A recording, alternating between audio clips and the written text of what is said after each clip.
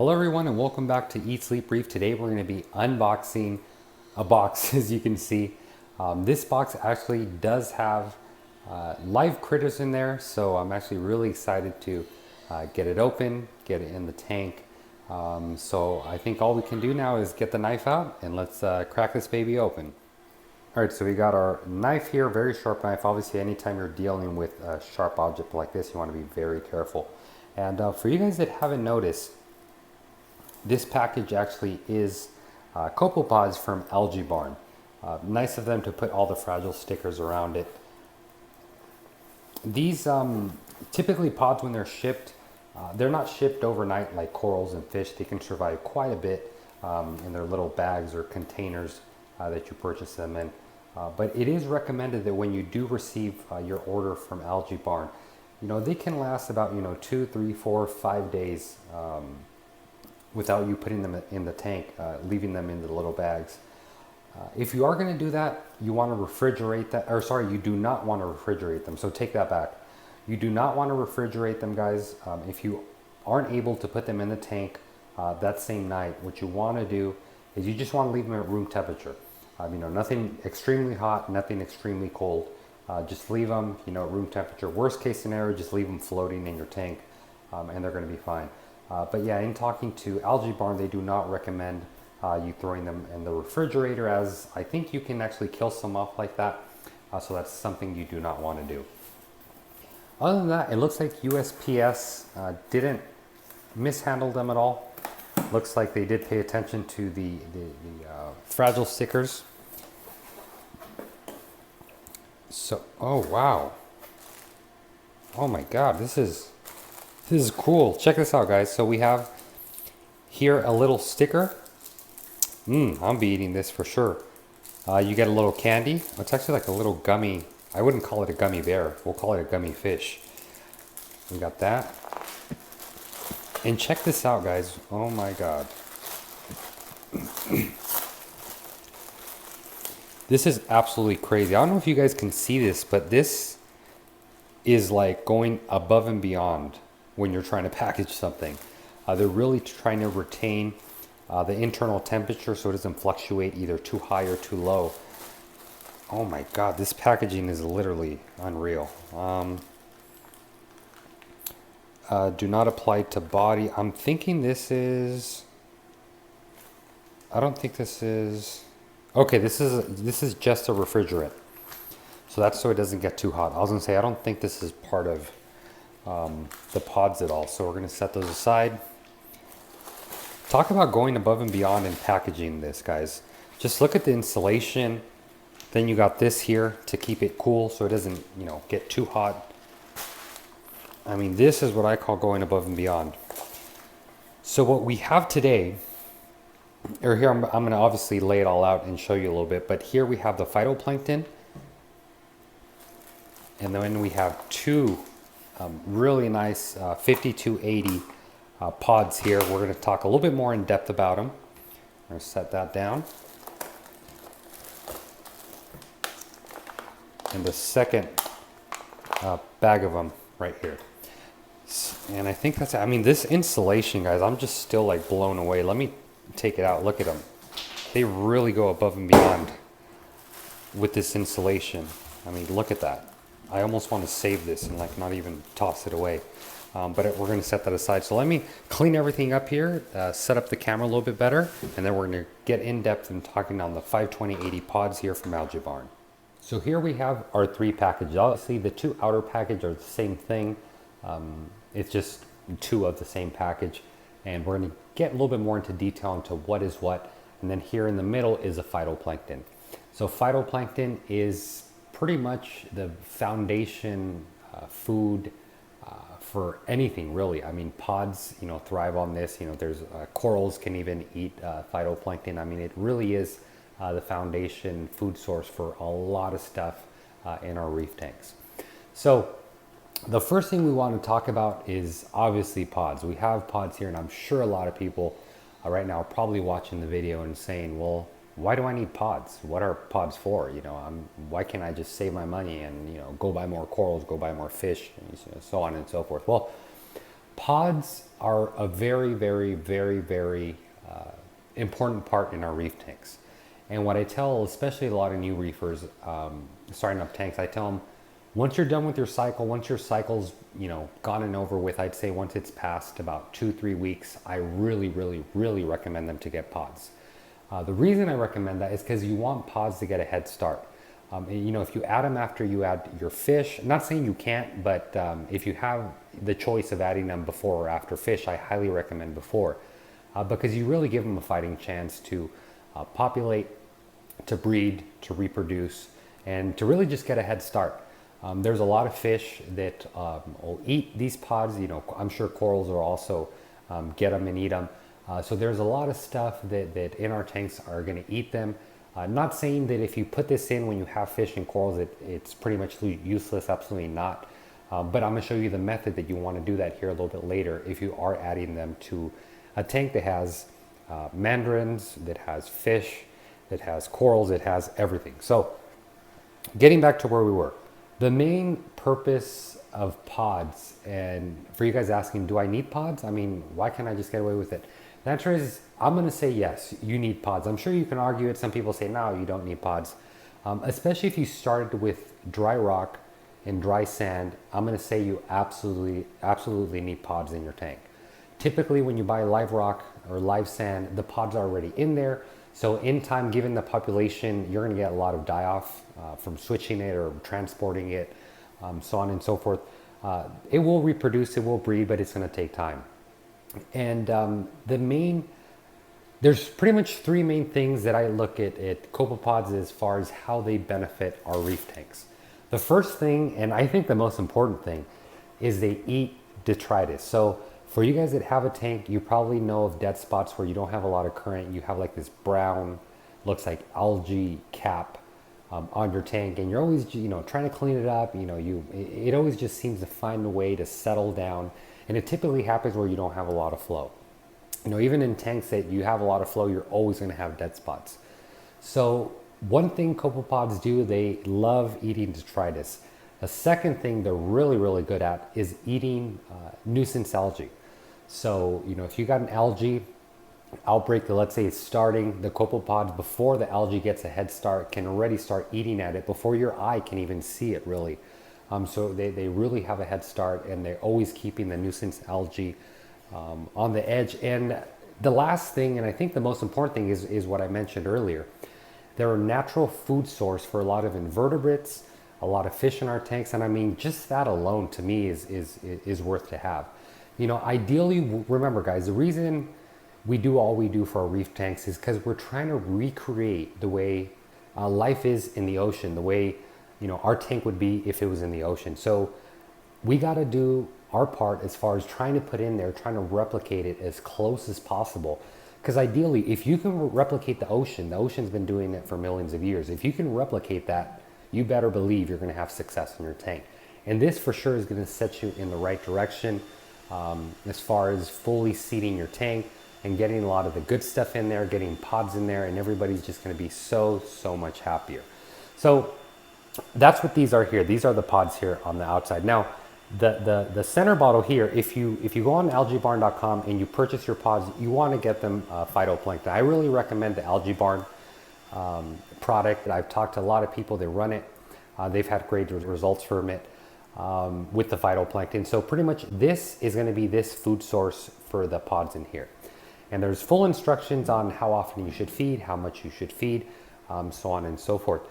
Another thing I absolutely love about Algae Barn, you guys may be saying, well, why can't I just buy any brand of pods? Well, one thing I've found along the way is there's other manufacturers that sell pods, or other dealers or distributors, whatever you want to call them, that sell pods.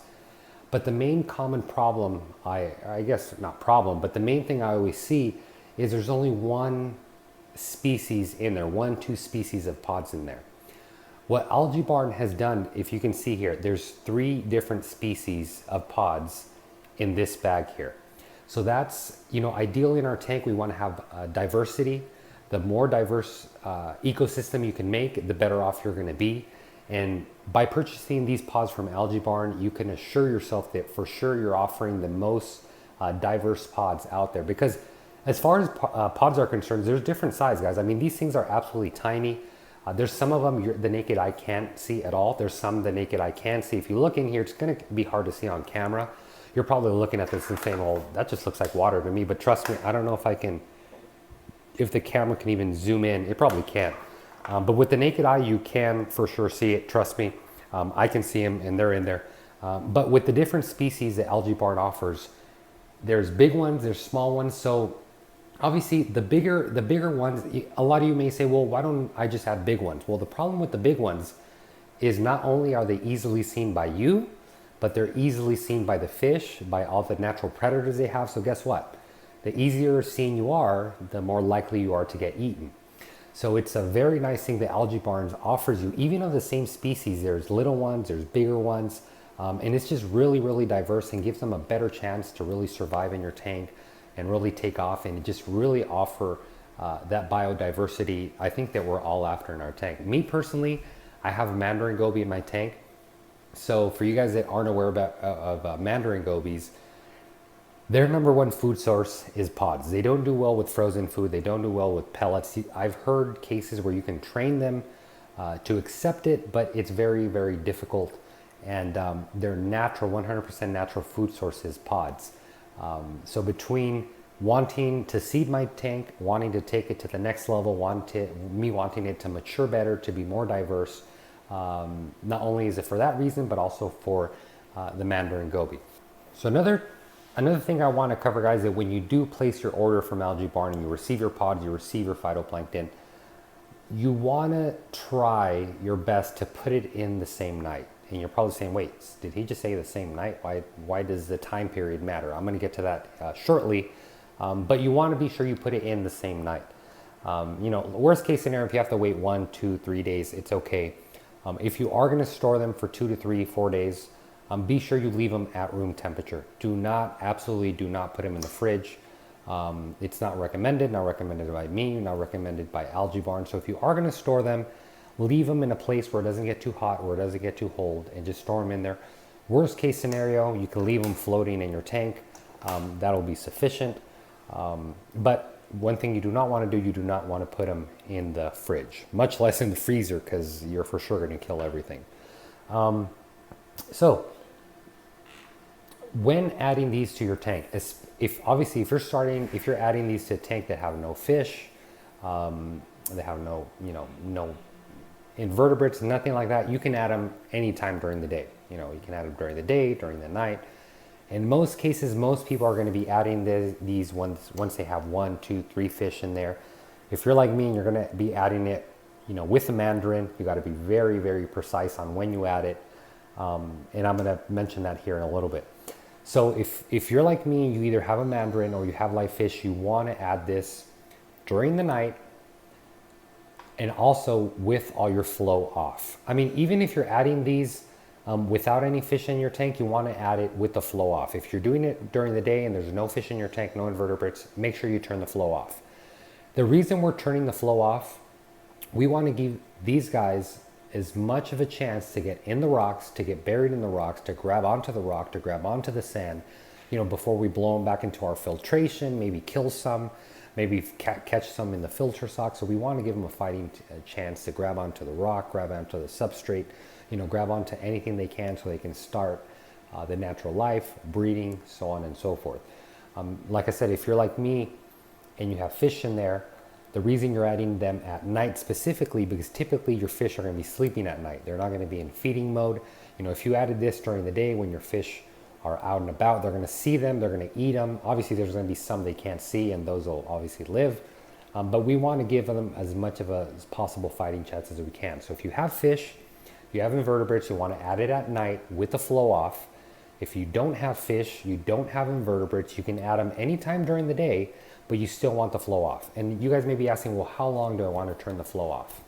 Me personally, I'm probably going to leave the flow off for about 30, 40 minutes.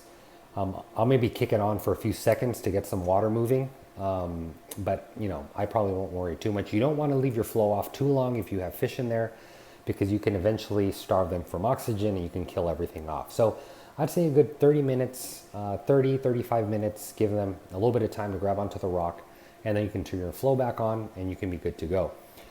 If you absolutely must add them during the day and there's just no way you can add it at night, or if you're working or whatever the case is, shut off the lights at least 30 minutes before you do add them so everything can calm down. Or better yet, feed your fish, feed them a lot, then shut off your lights for about 30 minutes so they're not in feeding mode. Then go ahead and add these, keeping your lights off, keeping your flow off for a good 20-30 minutes to follow to let these guys grab on. But ideally, the recommended thing, do it at night, do it with your flow off, and you'll be absolutely 100% good to go. So now we're gonna get into pretty much the easy part. A lot of you guys may be asking, well, how exactly do you add these pods into a tank? Like, what do you do? Really, guys, all you do is you dump them into the tank. I mean, there's really not much to it. You don't really need to acclimate them. I guess you could acclimate them if you wanted to, but you don't need to acclimate them. You do need a temperature acclimate them. So the way you do that, you'd grab this bag and you'd float it in your tank for about 30 minutes. So the temperature in this bag can equalize to the temperature in your tank. Now the water in here is salt water, and you can actually see here, it's actually on, I don't know if you can see the salinity, it's 1.025. So it's the same as my tank. If your tank is a little bit lower, a little bit higher, it's not gonna affect your tank as far as fluctuate the parameter much. They're just letting you know. Like I said, if you wanna acclimate them, you can.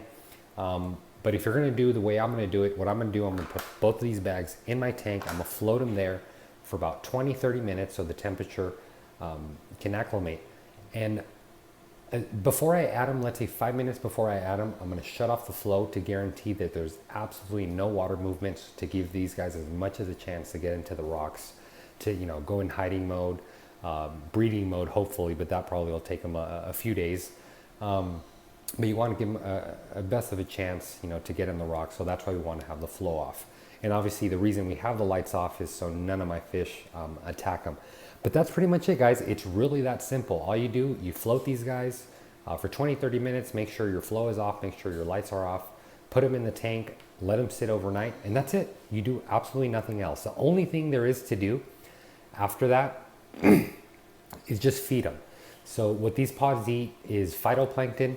And that's really, really recommended. I really recommend you guys buying this from Algae Barn because this is going to really speed up the reproduction. It's going to allow them to thrive, to reproduce. And even then, what I think I'm going to be doing, I think once every month to once every 2 months, I'll probably buy a bag of these. It's not, not a bad idea to add them because like I said, there's even fish that do, fish and invertebrates that use this as a diet, especially my mandarin goby. So I'll probably be adding these, every month or every other month. Depending on how I see my tank, because at night, believe it or not, you can actually see these guys when your lights are off. You can see them kind of moving around. If you get a flashlight, you'll see them right on the rock. But that's pretty much it, guys. There's not much more to it.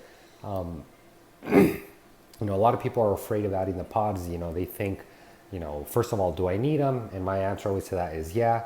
And then the other things like, well, how do I add them? And I literally tell them just throw them in the tank, and that's pretty much it. So I think we're gonna be done for today, guys. I'm really, really excited. I don't feel like I'm adding corals in my tank today, but I'm really, really excited. Huge shout out to Algae Barn for making an amazing product. I really I love the diversity they have here with their pods, different sizes, different species. You got the food. I mean, it's literally a one-stop shop for pods. Great company, great customer support. I've sent them a few emails. They reply right away. They're on top of their game, and they're always very, very helpful. So for you guys that maybe even if you have seeded your tanks or you haven't seeded your tanks, I really highly recommend you guys check out Algae Barn. Check out their wide selection of pods, phytoplankton. They got tons of other stuff there on the website. So we're going to end that today, guys. If there's any links you guys want to check out, I'm going to have the links down in the description box below. If you guys aren't following me on Instagram, be sure to check me out. There's a the link is down in the description. For you guys that aren't subscribed to my channel, be sure to subscribe to my channel. If you are subscribed, be sure to hit that bell, guys, so you guys get instant notification and you can see as soon as a video is up and live. But I think we're gonna wrap it here. As always, guys, thanks for watching. Happy reefing.